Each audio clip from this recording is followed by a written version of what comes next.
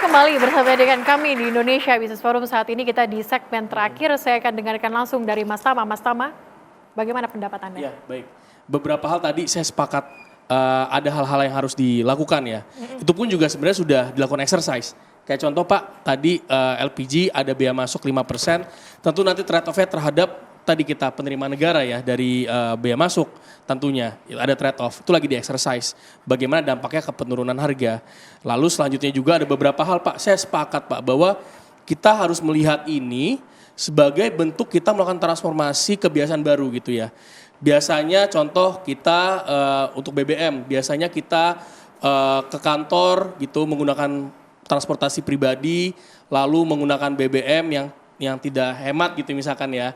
Kita kan sekarang ada WFH, kita berganti budaya kerja kita diganti ke WFH sehingga tidak mengeluarkan biaya untuk BBM atau kita menggunakan transportasi publik gitu ya.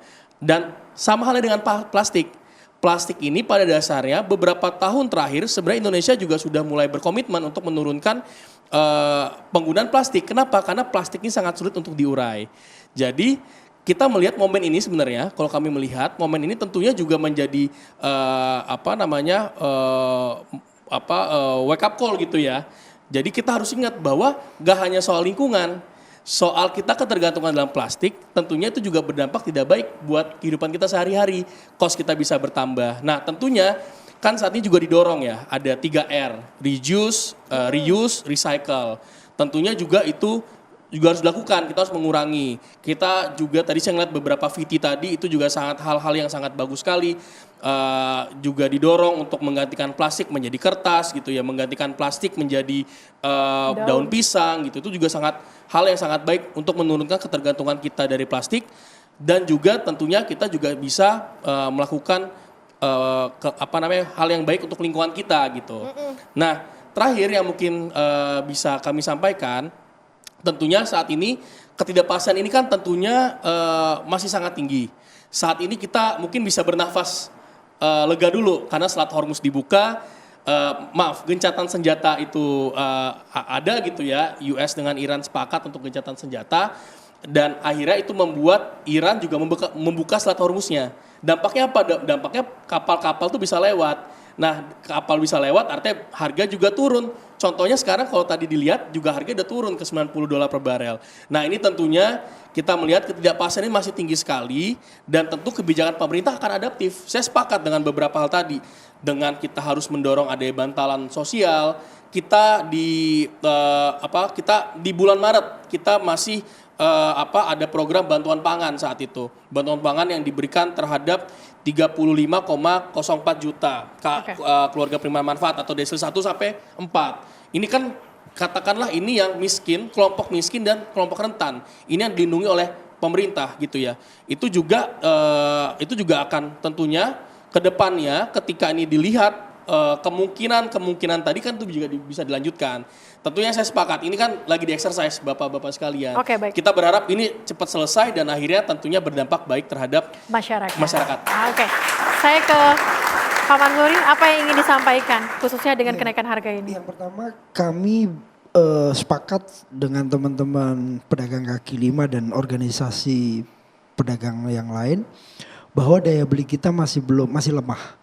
Karena daya beli masyarakat masih lemah, maka kami mendorong agar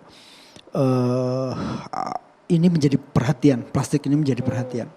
Kebiasaan ini harus berubah, itu otomatis. Tapi untuk menuju ke sana, kalau tidak salah saya melihat bahwa ada kebutuhan plastik di retail modern, di pasar tradisional dan kurang lebih sekitar 40%, di retail modern kurang lebih sekitar 60%, kurang lebih begitu. Tapi di retail modern itu sudah berbayar plastiknya untuk yang plastik kemasan. Nah, momentum ini sesungguhnya penting untuk kita dorong agar pemerintah memperkuat agar proses pembuatan itu dilakukan secara kreatif. Contoh tadi disebutkan oleh Pak Fajar, harus ada daur ulang, ada pengurangan. Itu penting agar harganya bisa ditekan. Dan tidak bergantung Dan juga. tidak bergantung. Yang kedua yang paling penting adalah kita mendorong agar pedagang atau masyarakat, pembeli ayo berupaya untuk tidak memaksa pedagang karena kami tidak bisa mengakumulasikan harga ini naik. Pembelinya sudah sulit, kita nggak mungkin gara-gara plastik itu harganya kita naikin, nggak mungkin. Maka kami minta kepada masyarakat upayakan melanjutkan membawa sama gerakan ayo belanja ke pasar, membawa kantong anyaman, membawa tumbler yang tahan, untuk itu memungkinkan untuk kita gelurakan secara terus menerus agar pedagang nggak ditekan. Mak-mak itu maunya pokoknya plastiknya nambah, itu jadi problem yang kami hadapi secara terus menerus. Ini perlu perhatian dari pemerintah bahwa kami sudah sesak nafasnya. Baik, kalau dari Pak Ali, Mas Ul silakan singkat saja Pak. Yang pertama kami minta kepada pemerintah, ini kan kalau dalam dunia kedokteran masuk emergensi. Kita nggak bicara transisi energi, diversifikasi itu masih panjang. Kita juga nggak bicara surat Hormuz dibuka, tapi kan kilang minyak sama pabrik petrokimia hancur lebur sekarang. Butuh waktu 6 sampai 1 tahun. Oleh karena itu saya minta kepada pemerintah, segera panggil seluruh pabrik plastik di Republik ini, karena tadi saya melihat di informasi bahwa Indonesia menurut BPS nih Mbak Celia, bulan Januari masih impor plastik 14,5 triliun.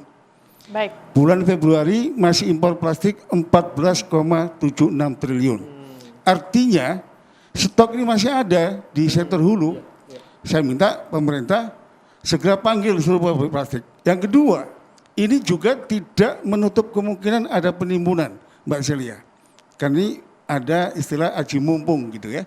Oleh karena itu saya minta pemerintah melakukan inspeksi, investigasi kemungkinan penimbunan. Yang terakhir, kalau memungkinkan, ketika pemerintah panggil pabrik plastik, lakukan operasi pasar. Kita nggak mungkin merubah culture, perilaku, dari plastik ke daun jati, daun pisang, dalam waktu sangat mendadak. Saya kira begitu. Oke, Mas Tama, tanggapi singkat saja. Iya betul. Tadi saya juga sempat ini, karena tadi live ya, saya juga dikontak sama teman saya yang dari Chandra Asih, juga menyampaikan saat ini mereka juga sebenarnya sudah menemukan sumber nafta baru yang biasanya dari Timur Tengah, saat ini dari US, dari Afrika gitu ya. Tentu Pak, itu saya mereka bilang bahwa saat ini mereka akan berproduksi kembali gitu ya. Dan saya juga sepakat Pak, bahwa apa yang tadi disampaikan, tentu kita harus melihat juga jangan sampai ada yang memanfaatkan. Di posisi kayak gini nih, kita juga harus menguji nasionalisme kita, termasuk juga yang melanggar hukum ya harus ditindak. Tadi ketika ada penimbunan ya tentu harus ditindak. Bagus sekali masukannya Pak. Oke, baik, di sisi lain kalau kita lihat daya beli memang saat ini masih rendah, kenaikan harga ini seakan menjadi persoalan. Tapi di sisi lain pemerintah itu melihat ini sebagai sebuah wake up call dan akan melakukan diversifikasi ke depannya untuk nanti bisa mengatasi ketergantungan impor kita. Terima kasih Bapak-Bapak yang hari ini juga menjadi narasumber kita pada kesempatan kali ini. Terima kasih juga adik-adik mahasiswa dari Universitas Bakri. Saya Celia Alexandra, pamit undur diri, terima kasih, sampai jumpa.